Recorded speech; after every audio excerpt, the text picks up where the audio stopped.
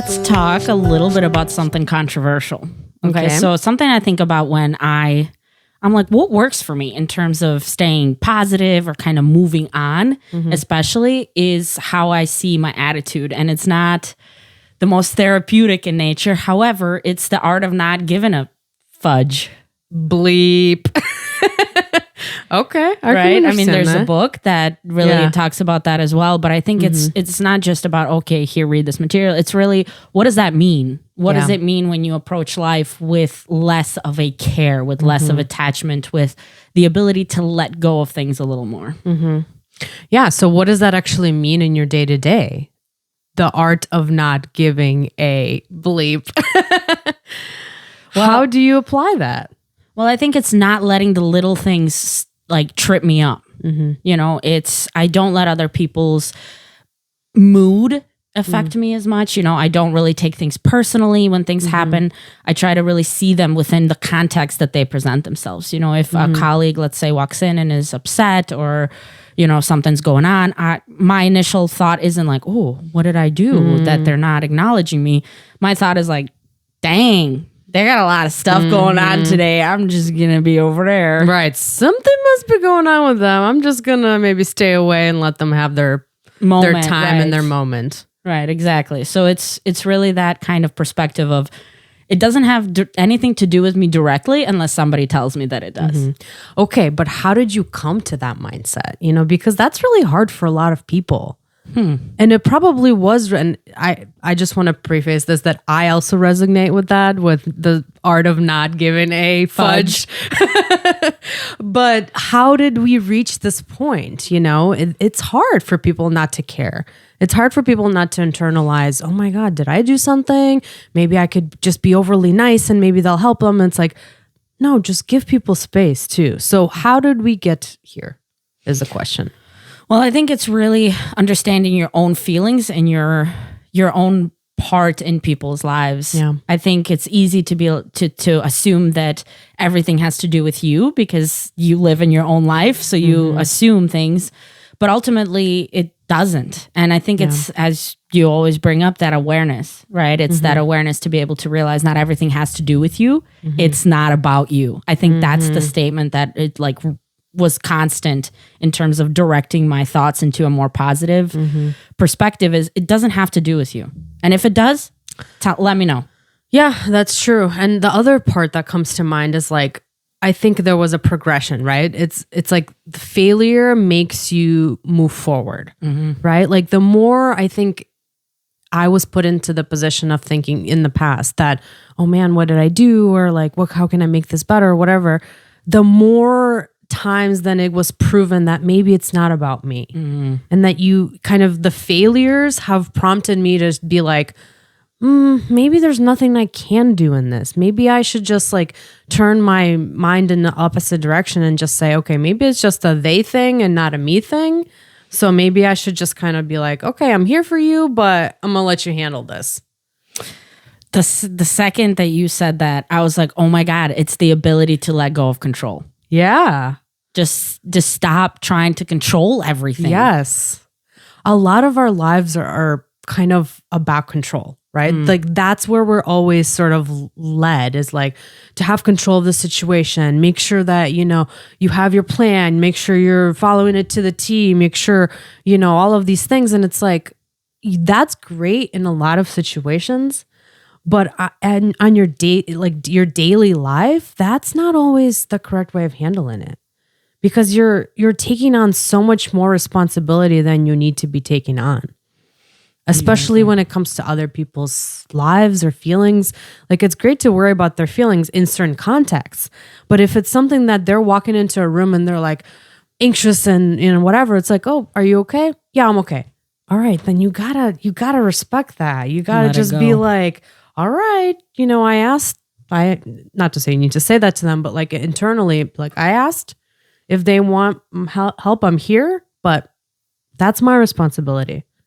That mindset keeps you away from disappointment, because when you try to control something that you have no place being in or trying to control, even though if it comes from like a good place, caring place, wanting to help them place, and they don't accept the help or not ready for it, or it's something that you truly can't help with, you're the one who ends up disappointed. You're the one who's going to be like, oh, worried about it, anxious about it. Yeah.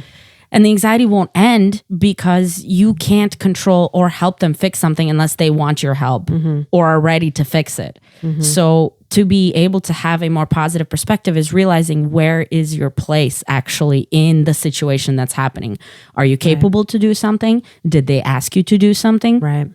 Or is it easier for you to truly say, you know what, if you want help, I'm right here. Otherwise, I'm going to go focus on my own thing, and you let me know if you need anything. You find me when you need help. I'm available for you, you know, or maybe you're not, but I'm available for you in this particular case. So let me know if you need something. Otherwise, I'm no longer going to put so much energy into a problem or a concern that I cannot fix. Yeah. So attitude is everything in those cases.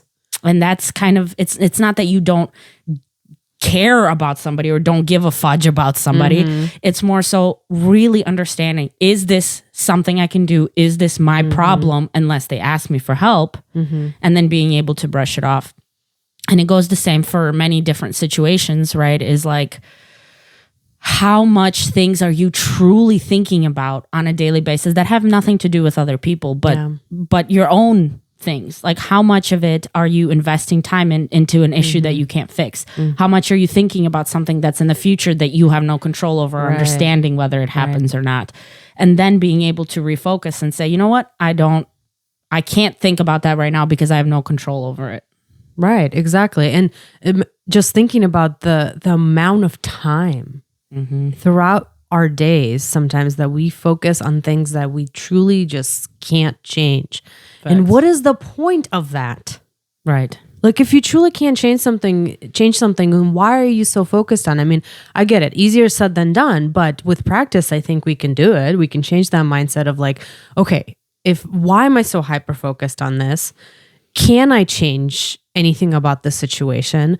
What are my choices here? If I kind of have no choices, where I really don't have any control, redirect, let go do something else, try to read something that kind of distract yourself, whatever that works for you, but you need to step away from that situation. I agree. And this is the portion that really, not spending so much time caring about everything really gives you the ability to lower the anxiety, because anxiety lives in the past and in the future, meaning something that's happened that you can't control, or something that's about to happen, perhaps, that you also cannot control, because we cannot control the future. One of the smartest things that ever really hit me in the face was, you can't think your way out of anxiety. Yeah. It's actions. Like, yes, you can think about a problem and really focus on maybe a strategy or a solution or a plan. But thinking about how scary it's going to be or how worried you are is not going to help bring down your anxiety or solve your problem. It has to be action focused. Right now, this very moment, what can you do? If it's nothing, you need to redirect. If it's something, then perhaps you can take the first step to solving whatever that is.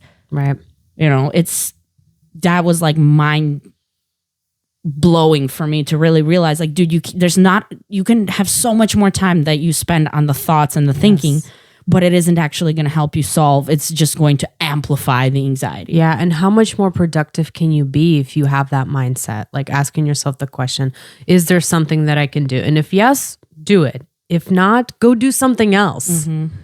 Right? There's so many other things that you can be focused on throughout your day, instead of sitting there worrying about something that you truly have no control over at all. And that's the thing, right? You're the participant as to if your anxiety gets worse or not. Right. You play a role. It's not just, I have this disease and it's anxiety, and you also play a part. Yes. Which part are you playing? And are you ready to perhaps play the part of the hero rather than the villain in your own story, right? Yeah, that's a good point, because I think a lot of people play that villain, right? It's like throwing salt into the fire or whatever, right? Like, what are you doing to help yourself? And what are you doing to maybe do the opposite of that? Are you making the fire bigger by throwing things in there that are triggering or, detrimental to your well-being or deprecating to you?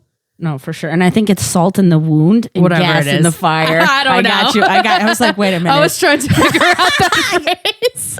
Oops. I got you, homie. Thanks, girl.